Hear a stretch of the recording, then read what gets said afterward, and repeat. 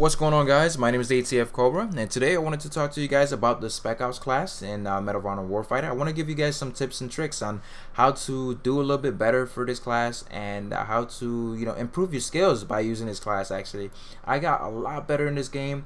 I started enjoying myself a lot more because I started using the Spec Ops class.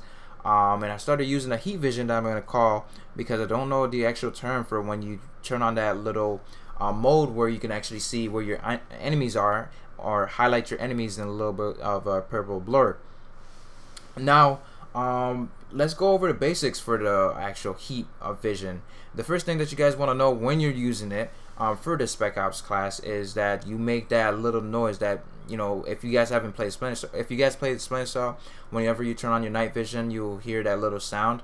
It's exactly like that. Now, what you guys have to pay attention to is that your enemy can hear that. So whenever you turn it on, it's automatically going to give you away to your enemy, and they can kind of almost pinpoint exactly where you're at, because I've done it before where I heard somebody around the corner use it, and especially if you're using the decent headset, you can hear when people start to use it, and you can kind of figure out where they are, and that kind of gives yourself away. But at the same time, it really does balance this out, because it's almost like a wall hack. You're just seeing through where your enemies are, and it kind of gives you a bit of an advantage, because you're preparing yourself just a little bit more than your enemy is, because he's not exactly too sure where you're actually planning your attack. Now, when you do find yourself playing as the Spec Ops class, you want to remember not to use this and not to abuse it. Try to use it whenever you're in situations like this. Like here, I was all alone. My teammates weren't really too much around me,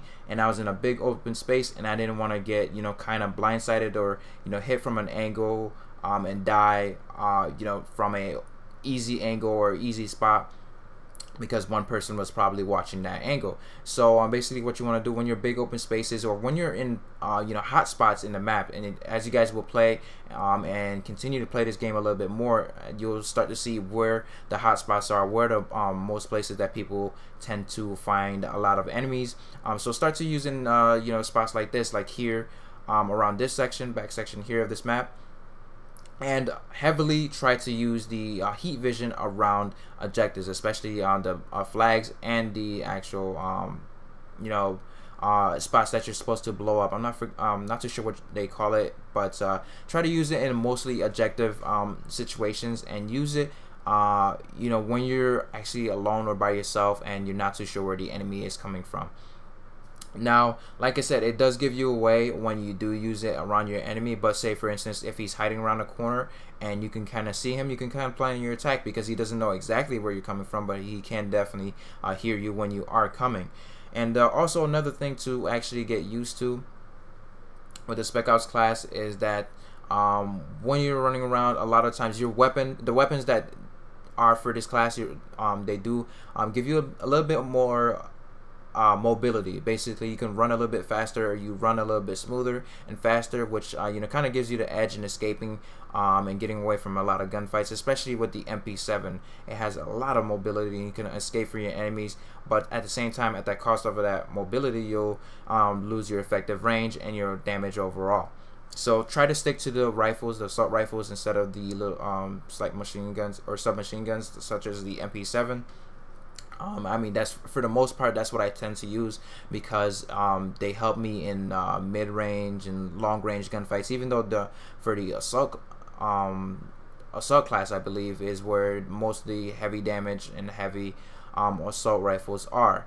But for the most part, for the Spec Ops class, stick to the rifles, the assault rifles, because they really help you for your long-range and mid-range games, because you'll find yourself in a lot more long-range gunfights as well. Now, if you are that sneaky player, you do like to get into the enemy spawn areas, or where they kind of you want to flank the enemy, then definitely go with something silenced or an MP7.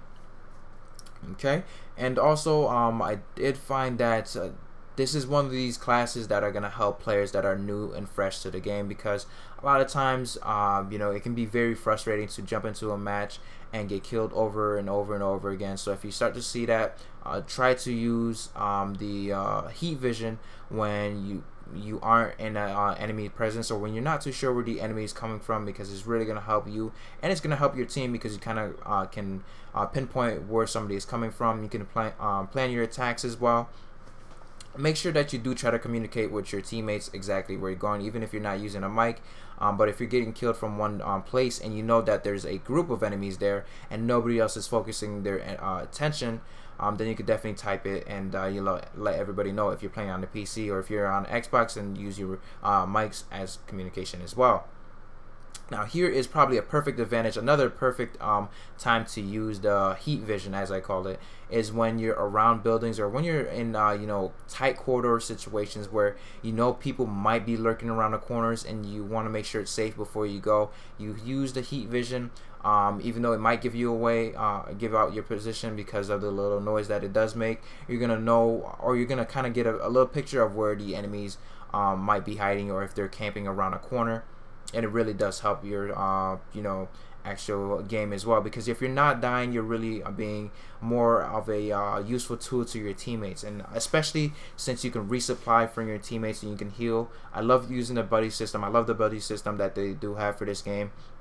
It's really fun, and you want to make sure you use you know, you buddy up with somebody smart enough, because a lot of times I find myself you know, in games where there's a lot of players that just run around, and when you're trying to grab some ammo or grab a little bit of health, they'll start running around and running away from you, and you find yourself getting killed like that.